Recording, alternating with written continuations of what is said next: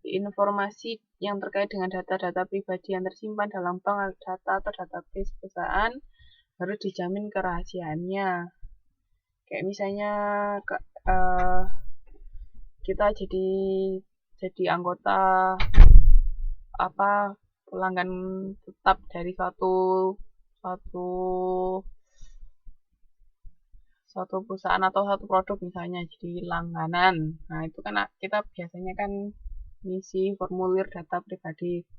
Itu data yang mereka punya itu harus dirahasiakan, tak boleh diberi ke orang lain. Itu tuh hak untuk memiliki privasi. Jadi kayak misalnya di bank itu kan juga ketika kita mau buka buku tabungan kan ngisi data pribadi. Nah, data pribadi itu harus dilindungi oleh perusahaan, tidak boleh disebar-sebarkan.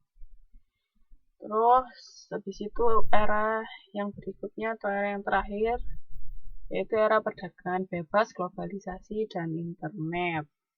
Kalau perdagangan bebas itu kan globalisasi sudah bisa misalnya perusahaan dari negara lain bisa masuk ke negara, misalnya perusahaan Indonesia bisa masuk ke Taiwan, Taiwan bisa masuk ke Indonesia seperti itu. Jadi kan sudah mulai perdagangan bebas dan ada tarif-tarif juga mulai berkurang. Misalnya ada yang sama sekali tidak kena tarif atau apa yang ikut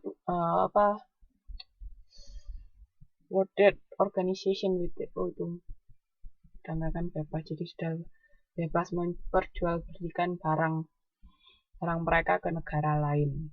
Sama kalau ada era internet ini kan juga lebih gampang, kita yang di Indo misalnya bisa beli produk dari Taiwan, atau kalau mbak pernah beli di Latif itu dia kan bisa melayani ke beberapa negara kayak Hong Kong, Malaysia, terus Singapura sama mana lagi saya lupa. Gitu. Jadi dengan adanya internet itu sudah semakin gampang kita untuk membeli produk dan menjual produk juga. Terus ini di sini di buku ini menyebabkan produk-produk yang menarik bagi konsumen adalah produk-produk kesehatan. Itu karena juga masyarakat peduli terhadap kesehatan lingkungan. Jadi yang kalau pernah dengar istilah green marketing nggak?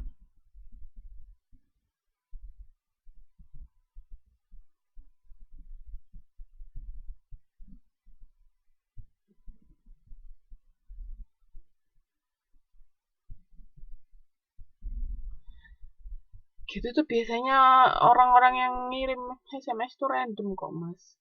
Jadi nggak tentu dia memang dapat datanya kita.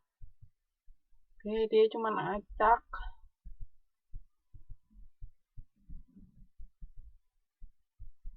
Kan biasanya cuma bohong-bohongan toh. Tinggal mereka biasanya cuma tahu nomor telepon aja. Dan itu tahu saya sih mereka cuma milik random nomor-nomornya. Nggak tahu yang sampai detail kok. Green marketing mbak. Kan kadang-kadang juga itu kayak nomor kita pernah hangus itu di situ bisa dipakai lagi sama orang lain.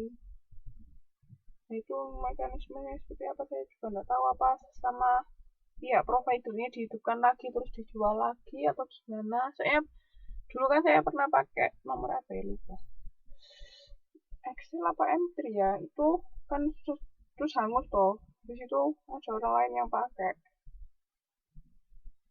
itu kayaknya dijual kembali, dihidupkan lagi terus dijual kembali ke konsumen.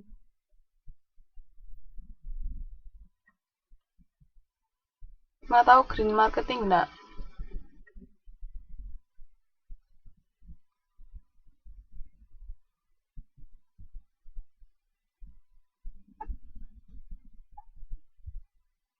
Produk-produk alami. Selain itu juga produk yang ramah lingkungan, maksudnya tidak pembuatan produknya itu tidak melukai lingkungan, maksudnya yang nggak mencemarkan lingkungan itu termasuk green produk ya.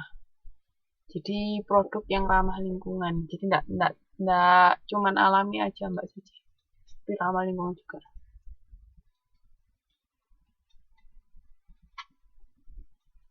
Oh ya,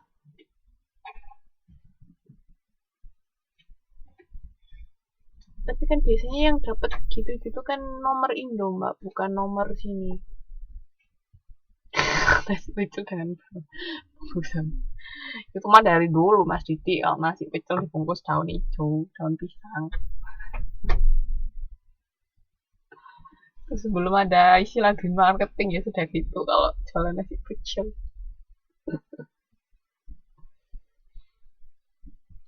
Jadi kayak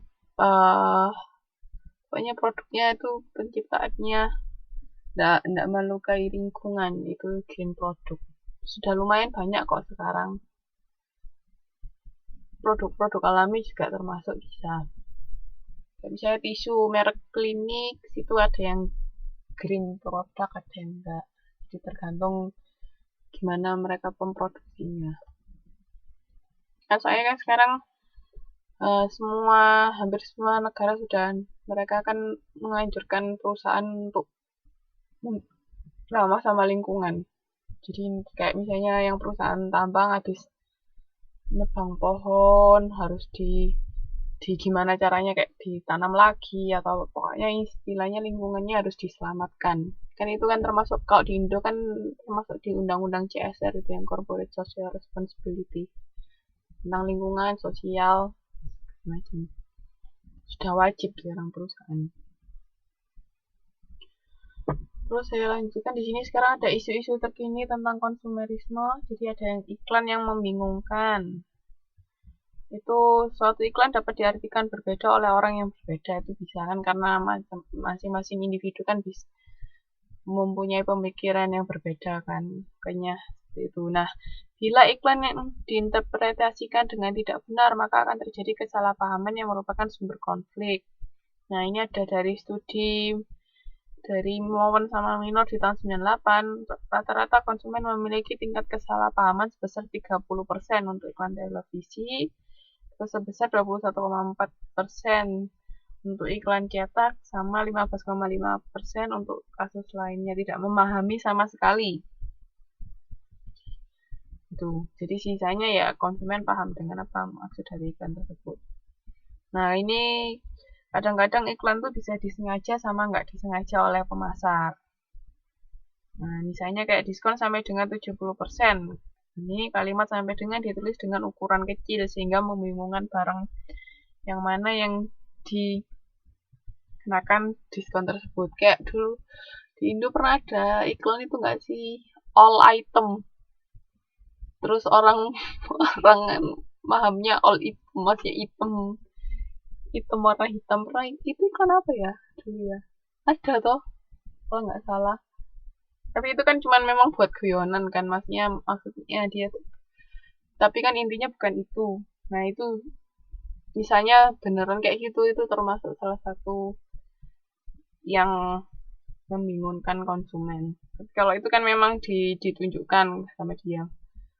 Itu iklan apa sih, saya lupa. Jadi inget nggak yang iklan all item itu, all item.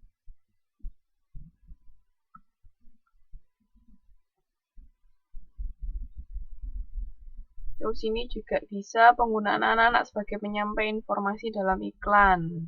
Padahal kadang-kadang kan anak-anak nggak paham sebenarnya apa yang dia sampaikan. Terus juga ini efektivitas dari penggunaan produk. Kadang-kadang di mana produk tersebut digambarkan sangat efektif.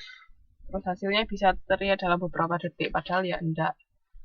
Kan harus ada prosesnya tetap kan, nggak mungkin bisa langsung. Kayak misalnya iklan pembersih jerawat.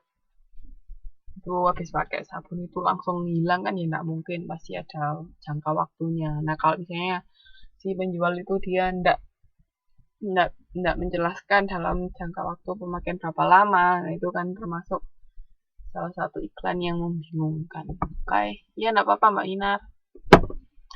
Terus yang kedua, etika dalam melakukan komunikasi pemasaran. Pemasar melakukan